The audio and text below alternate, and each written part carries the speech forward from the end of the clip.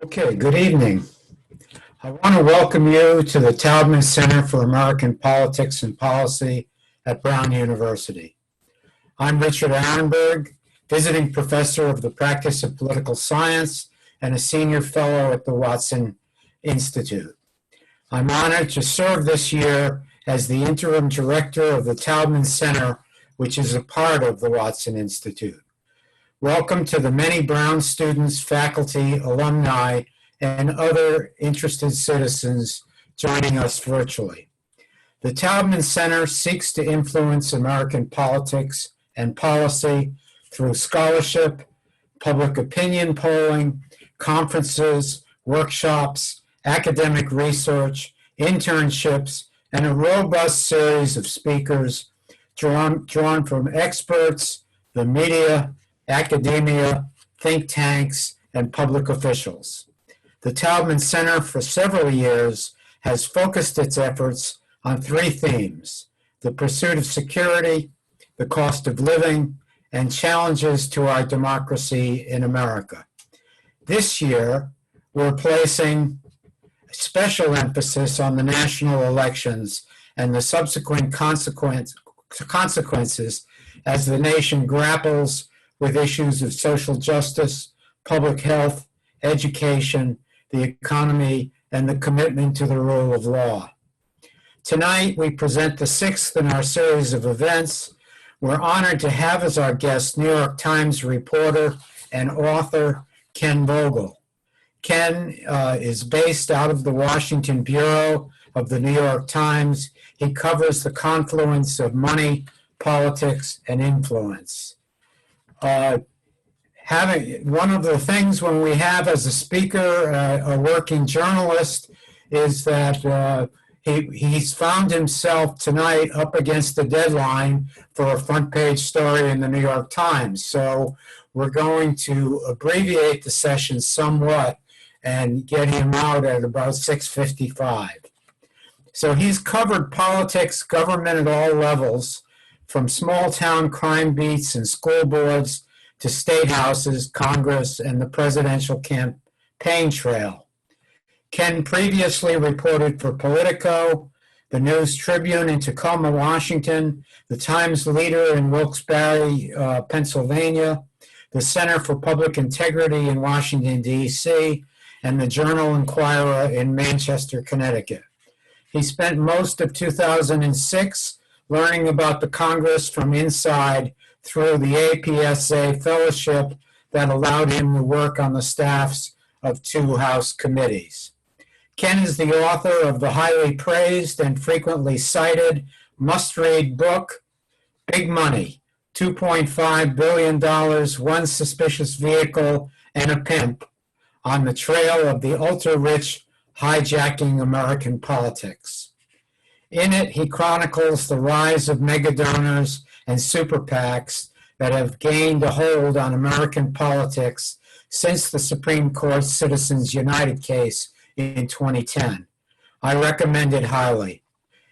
James Quack of the New York Times Book Review wrote of it, quote, "Whether we're witnessing a tectonic shift or a gradual evolution, Big Money amply and colorfully makes the case that our elected leaders are increasingly dependent on a small number of seven-digit checks written by a few dozen members of the 1/10 of 100%.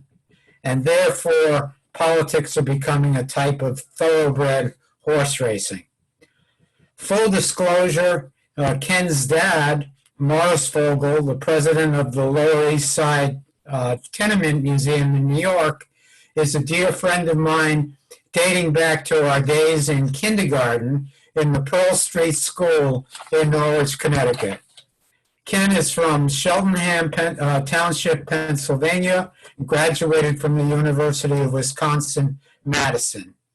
In a moment, I'll turn the microphone over to our guest, and following his talk, he will address questions from the audience. You may enter questions through the Q&A function, which will be viewable to me. You may begin entering questions if you have them already, beginning now and throughout the program. Please keep them short and to the point. I'll convey as many of these questions to Ken as we have time for. This event is being recorded for later viewing, available on the Taubman Center website or the Watson Institute website. And now it's my great pleasure and my honor to introduce to you New York Times reporter Ken Vogel. Hey, Rich. Hey, everyone. Thank you so much for having me.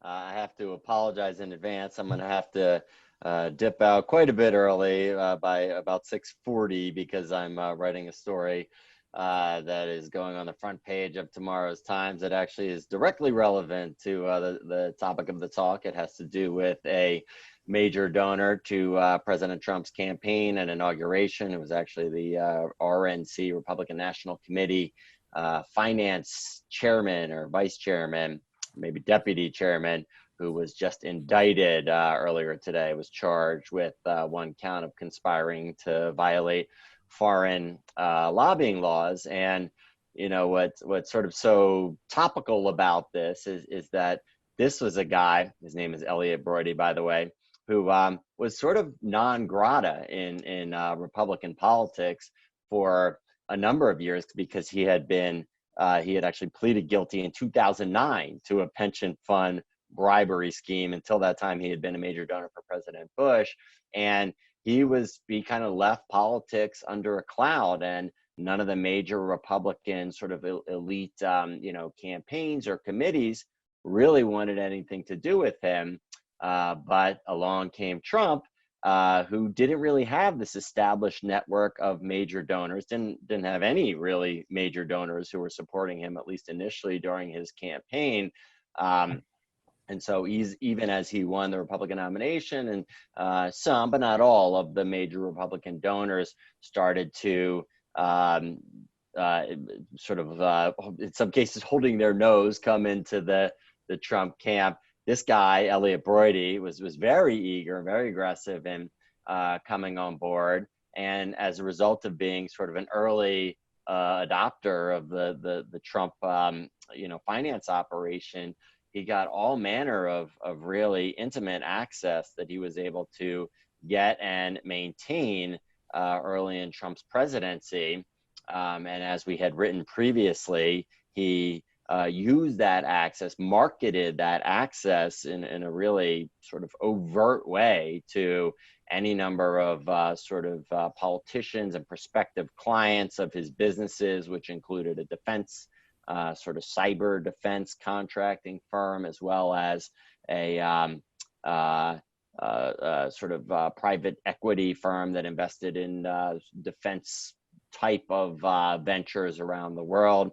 And so he was charged with taking money, or he was charged rather with conspiring to violate these foreign lobbying laws regarding a client who had paid him $6 million to try to lobby the Trump administration to drop a case that the Trump administration and the Trump DOJ was investigating against this Malaysian financier, a guy by the name of Jolo, who was sort of a colorful character who had allegedly used all this money that he had looted from the Malaysian pension fund to finance things like The Wolf of Wall Street, the movie, and extravagant parties with Paris Hilton in Hollywood.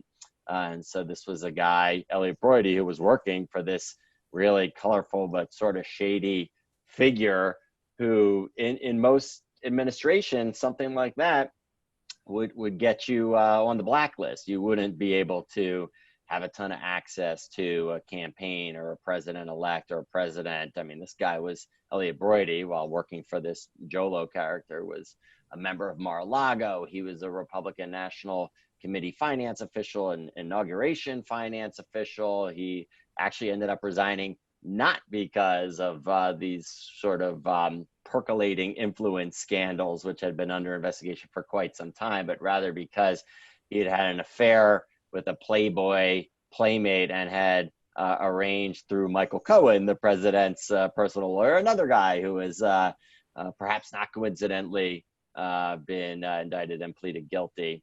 for various offenses related to his work for President Trump, and Elliot Broidy paid Michael Cohen to pay off the Playboy Playmate. If any of this sounds familiar, it's sort of a similar pattern to that which we've heard from a number of folks around Trump and from Trump himself. The paying off of the Playboy Playmate through Michael Cohen is sort of rings a familiar chord with the Stormy Daniels situation. So, a lot of this really crazy, colorful sort of storylines and narratives around money and politics around Trump are new. I mean, this is like a level of ongoing chaos and controversy that we certainly haven't seen before.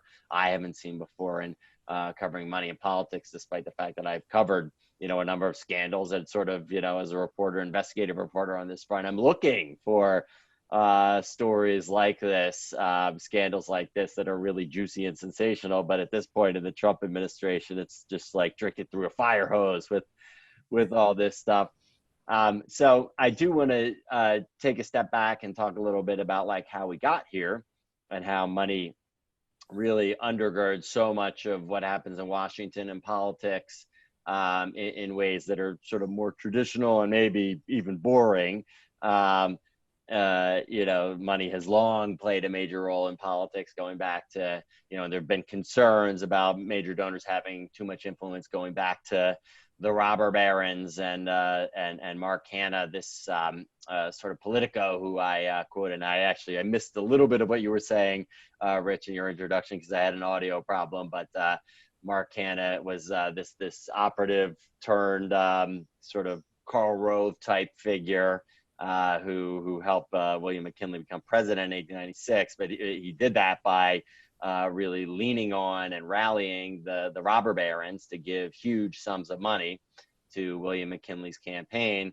And he had this famous quote saying that there are two things that are important in politics. The first is money, and I can't remember what the second one is. So there is this long, rich history, rich pun intended, for you, Rich, and for the affluent folks being able to have disproportionate influence in politics. But that sort of you can trace this line through a number of different eras and a number of different scandals and a number of different reform efforts that arose in response to the scandals to try to limit the role of money in politics. There's this saying that money is like water. It finds a way to seep through whatever roadblocks you try to, whatever laws or impediments you try to put in there. And the difference, I think, so I'll just say that, in this ongoing sort of cycle of scandal reform, in many ways, it felt, to me at least, when I wrote this book, like that dynamic had been blown wide open and that like we had passed a point where any types of reforms could really limit the role of big money in politics in 2010 when the Supreme Court ruled in this court case, Citizens United versus Federal Election Commission, that essentially that corporations, individuals, unions could spend as much as they wanted on overtly political ads. And that really blew the floodgates wide open. And we saw the emergence of super PACs, and we saw the emergence of, some of these major donors like Sheldon Adelson, the Las Vegas casino mogul on the right, who gave,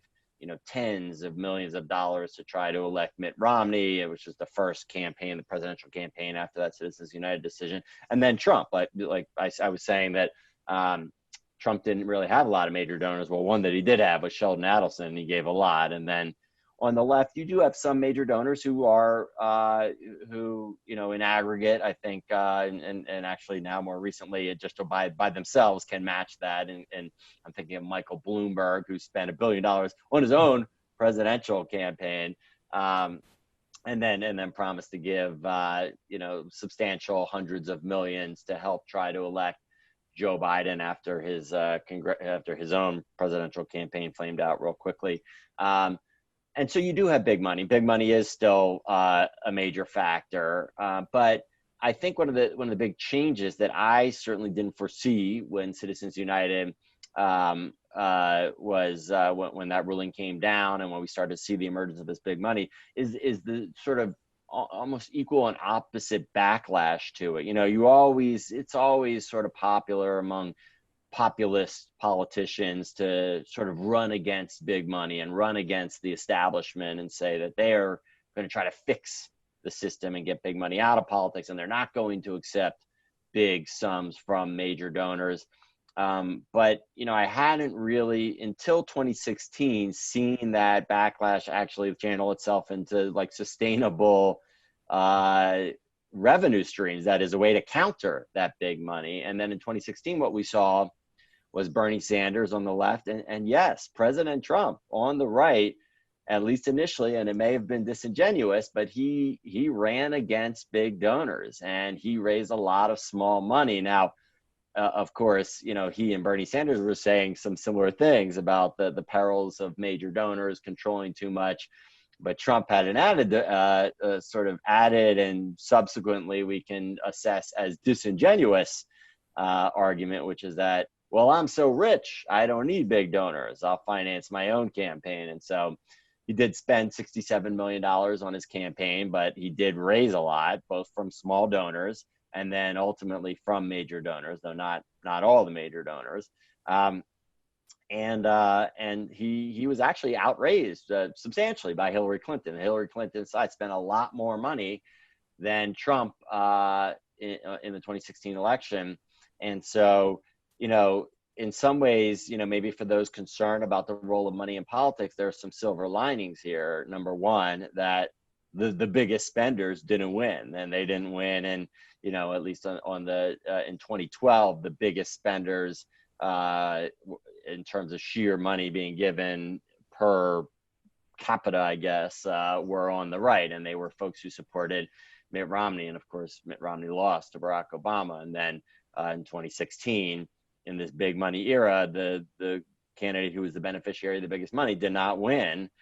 So maybe in some ways that should be something that folks can look at in a positive light and think that maybe this flood of big money into politics isn't necessarily the problem that we thought it was. That said, it still very much plays a role, and but so too does this stream, a sustainable sort of revenue stream of small donors who have really come to the table in recent years in an unprecedented way, both because there's the message, the sort of aversion to big money in politics, or whatever the message is that the candidates that are raising the biggest sums of small money are putting out is resonating.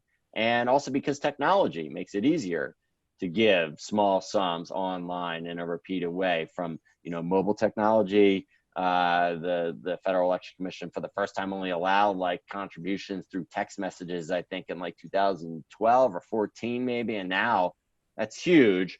And just a few ways in which we've seen it recently was after Ruth Bader Ginsburg died, Democratic Senate candidates and Joe Biden's campaign raised like hundreds of millions of dollars from small donations online in a really organic way. Now, sure, smart campaigns and committees will try to tap into that and harness that and encourage that and try to get people to give more, but it doesn't happen unless people are genuinely motivated individually by what's going on to want to give. And so we saw an explosion of small donations there,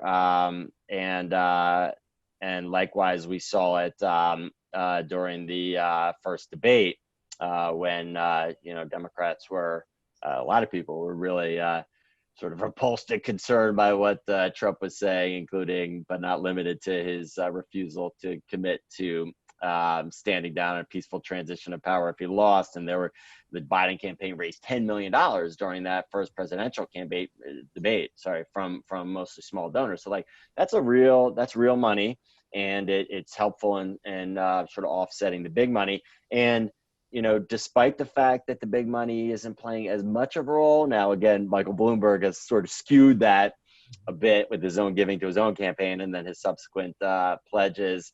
But we're on track right now for this to be the most expensive election ever. The Open Secrets, which is a project of the Center for Responsive Politics, which is a good sort of nonpartisan campaign finance watchdog, predicts that we'll see $11 billion spent in the 2020 elections. Now, that's a combination of congressional and presidential, and actually the presidential is more than it's still more than we've ever seen, but like we have seen sort of undulations, including in 2016, where we saw a rare, depending on how you look at it, it was either like a plateau or a slight decline even in the amount of money that was spent by the presidential campaigns, because again, Trump just didn't raise and spend that much money.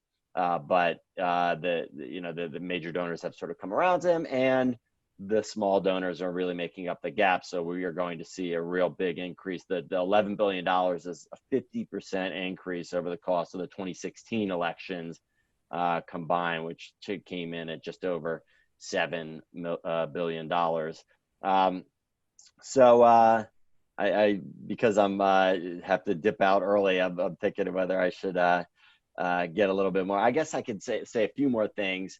So I say, like, there's some positives if you're concerned about money in politics that you can take away from what's happening now. One is the power of small donors and the backlash to big donors, which you still see. I mean, Bernie Sanders still ran, it was like a way better fundraiser. He ran a way better funded campaign than Joe Biden, the candidate of the Democratic establishment, because his message really resonated with small donors. And he raised a ton of money, and he raised a ton of money in 2016 and almost beat Hillary Clinton, despite the fact that he was not, again, as was the case this year, was not the candidate of the establishment and didn't have any major donors. I mean, his biggest donors are like, Ben and Jerry, the guys who founded the ice cream company, and they still cannot give more than the max donation to his campaign, because he doesn't have a super PAC, as Larry David famously channeled him saying on Saturday Night Live that his average donation was $27, and that he didn't have a super PAC. So that's sort of a positive to take away there. Now, as far as negatives to potentially take away, we've seen a real increase in so-called dark money, that is money coming into super PACs and other big money vehicles that cannot be traced. And a new twist to this is we've seen it on the left as well as the right. In fact, in some ways, the left is really outpacing the right on that front this time around. And just last night, or maybe it was Tuesday night, there was a Joe Biden super PAC that reported to the Federal Election Commission that it was placing a $26 million anti-Trump ad buy on digital and TV. And I just tweeted this because it was notable to me that, given the timing of that report and that ad buy, it was placed on October 6th, so 2 days ago, Tuesday.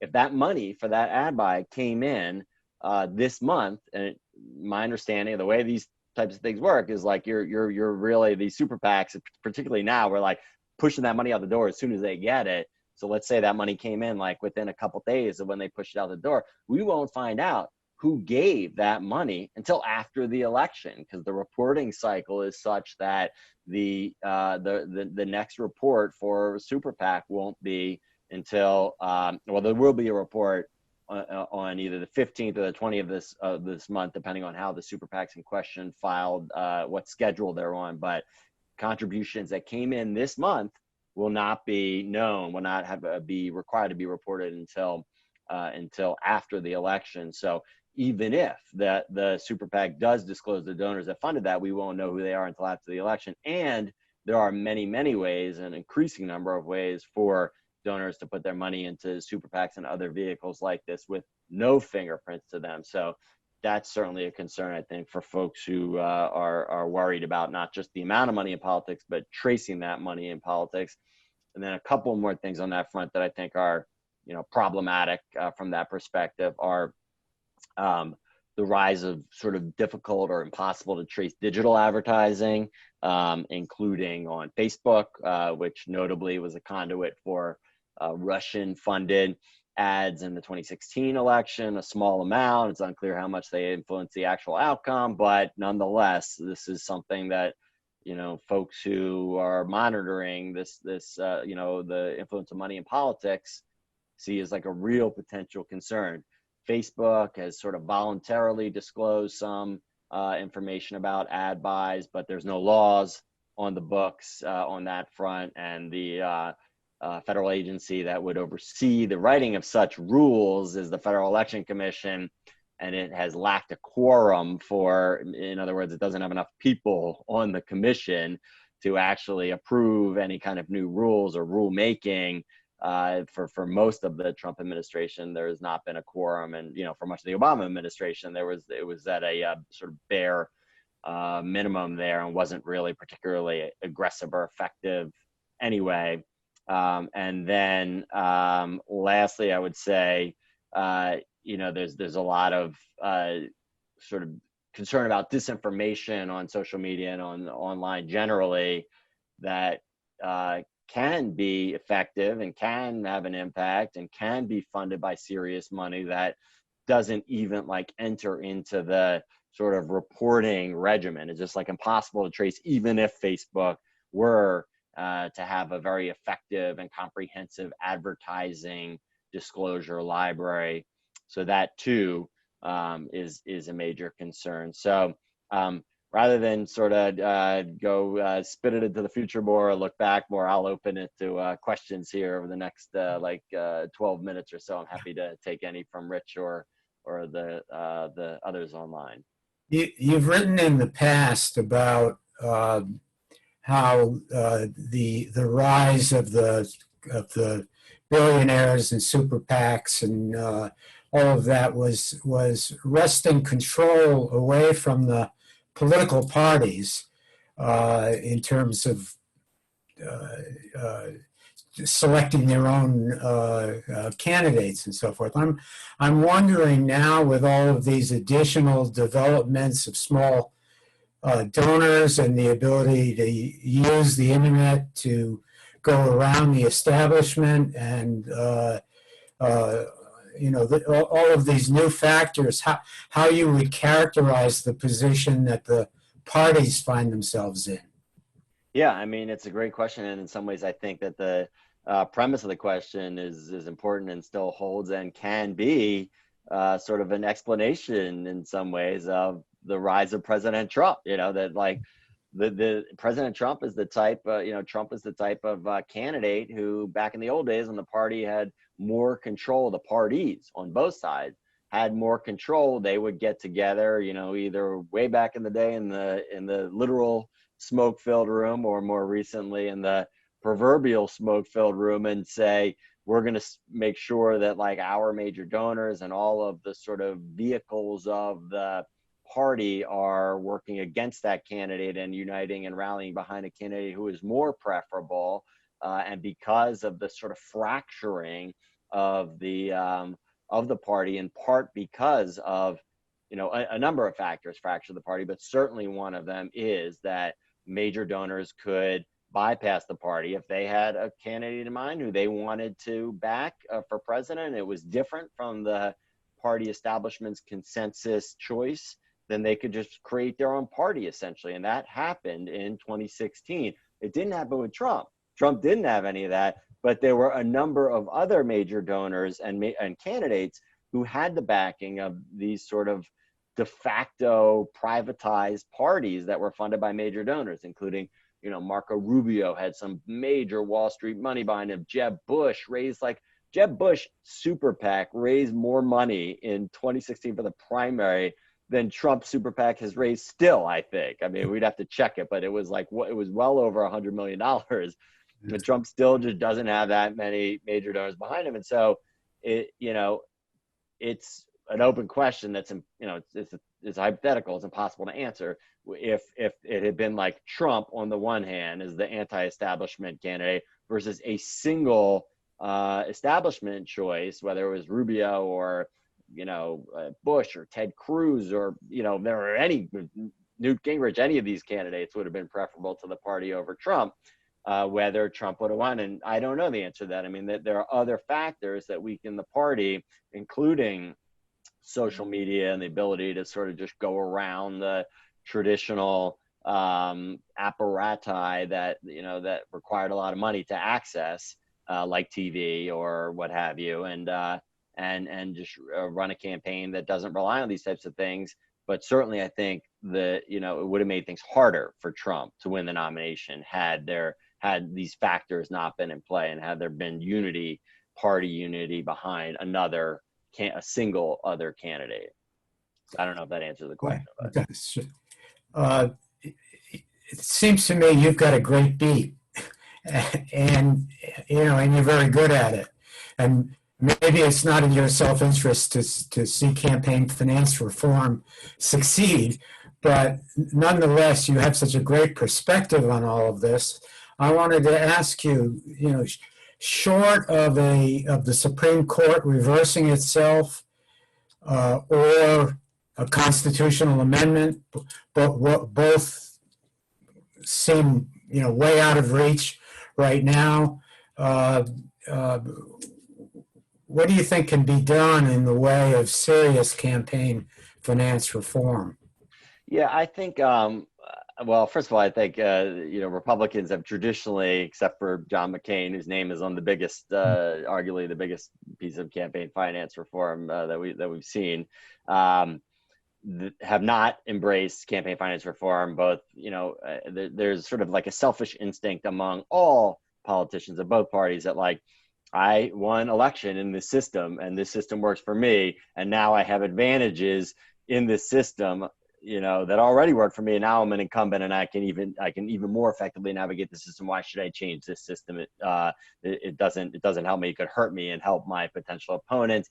But then Republicans even more so have been averse to campaign finance reform, and the sort of intellectual argument, to the that like, if you want to be charitable and assume they're doing it for a philosophical reason, is that restrictions on money in politics are restrictions on free speech, that it prevents people, money is speech, essentially.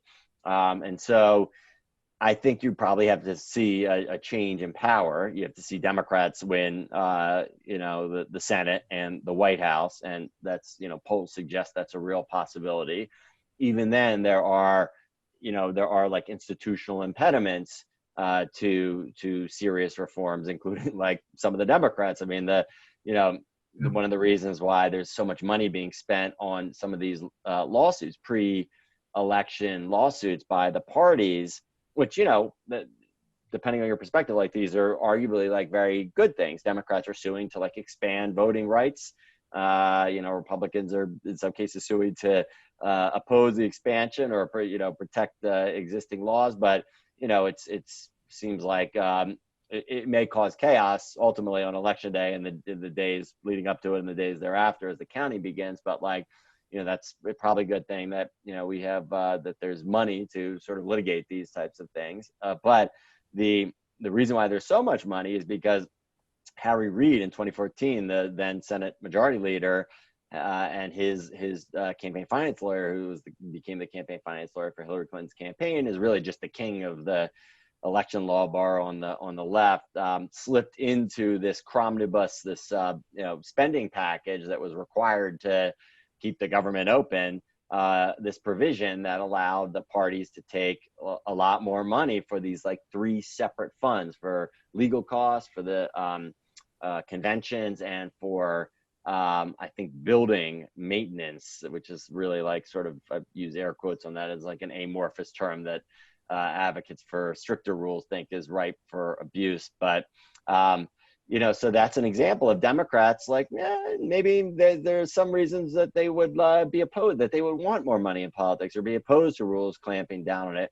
Where I think we could see some consensus, maybe even with Republicans, is on regulating online speech and social media. It's just like such a wild west, and so much more of the money is being spent on digital media, social media, advertising.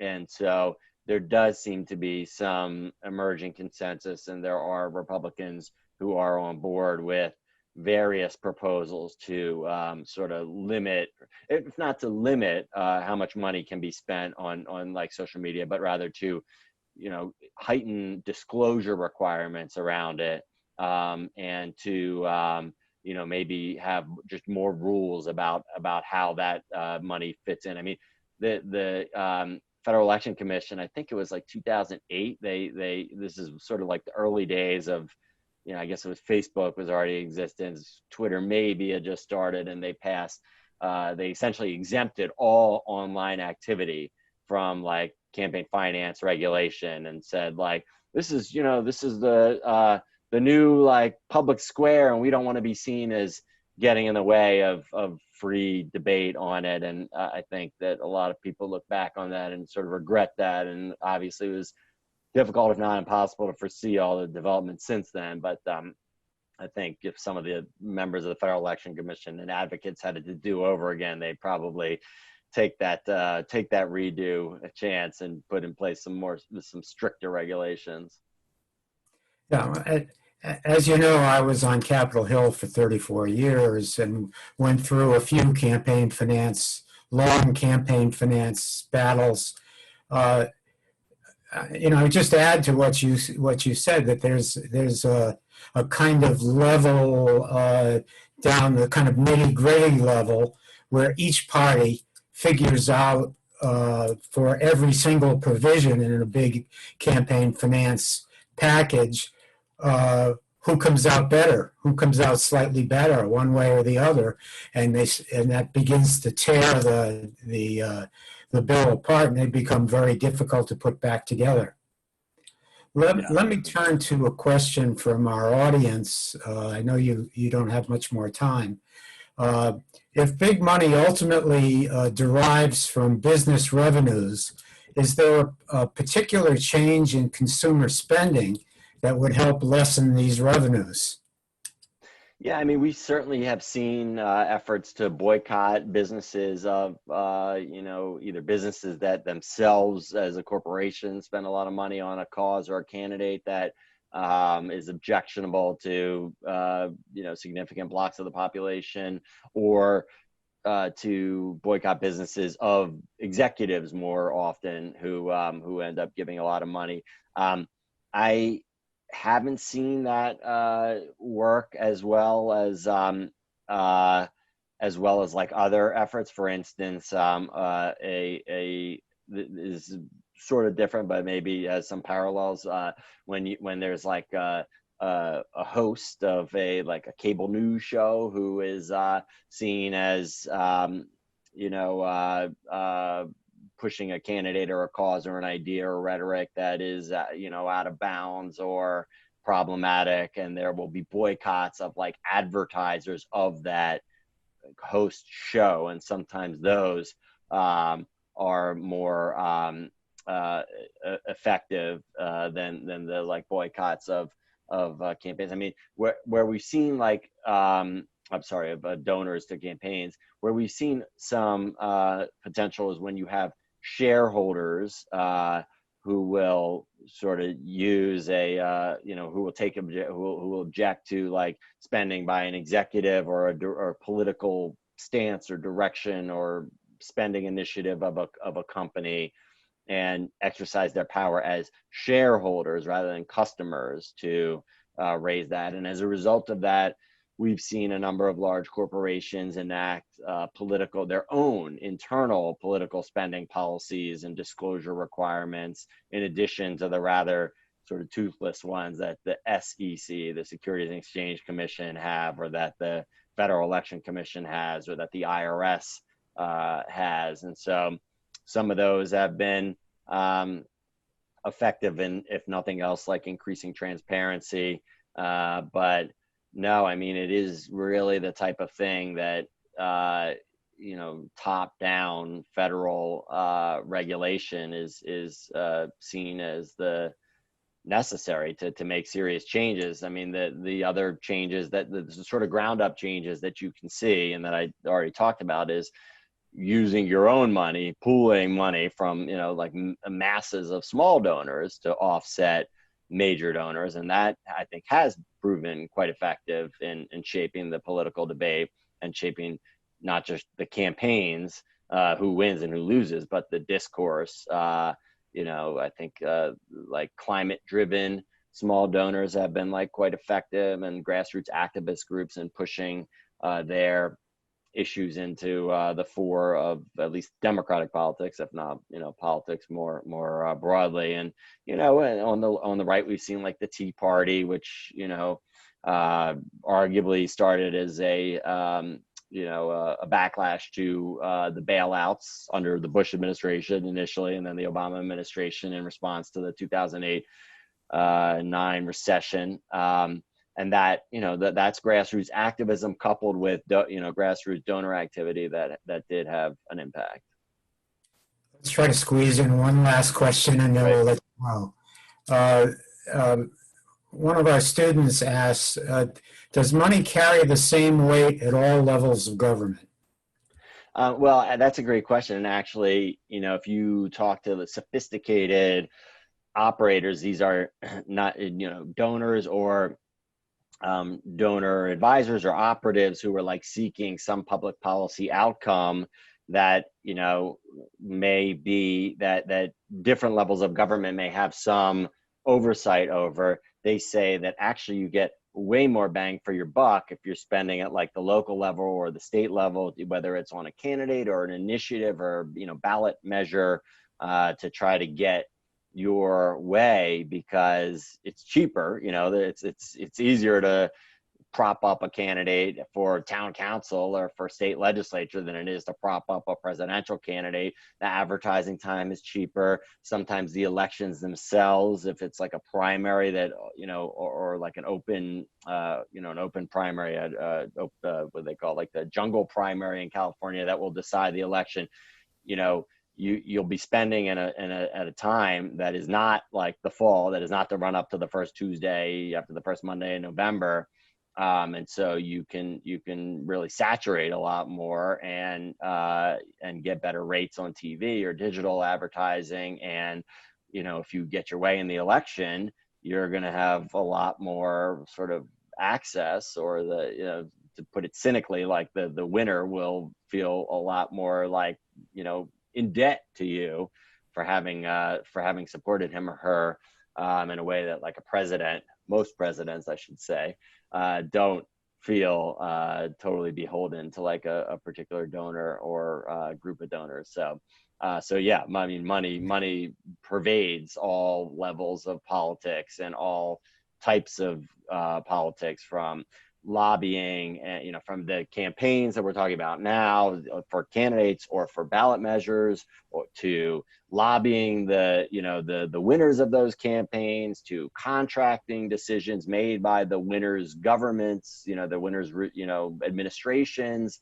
All this stuff, money has a role in. So that's why I think it's a great beat, and it's also something that voters and the public should just keep an eye on. It's it's a little bit of a hackneyed expression to follow the money, but following the money does ultimately yield, I think, a greater understanding. If not like it's not necessarily all about the money, but it certainly has an impact on all these decisions and elections in a way that you are well served to at least be aware of. Just to underline how explosive the growth has been, when I first got involved in 1974 with Paul Tsongas, who was running against an incumbent congressman in the 5th District of Massachusetts, in a successful campaign, we raised $100,000, and we thought we were hot stuff. So with that, I really want to thank you, Ken. This has been great. I'm sorry you have to run off, but it's kind of exciting for all of us to have inside knowledge about tomorrow's front page in the New York Times. And so thanks again.